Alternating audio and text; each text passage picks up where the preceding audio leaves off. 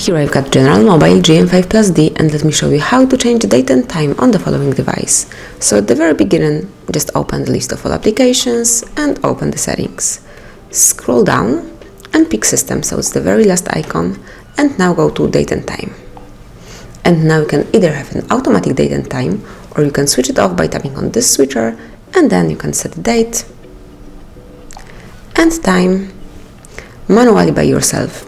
You can also have automatic time zone, or you can switch it off just the same way, and then simply select the time zone that you would like to have. As you can see, GM5+D has plenty of time zones, so let me pick, for example, this one, Bogota.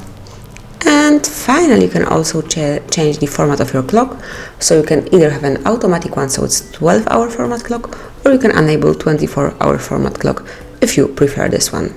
So that's it. And then if you would like to go back to default settings or change it one more time, simply unclick those switchers. So that's it. Thank you for watching. Please subscribe our channel and leave the thumbs up.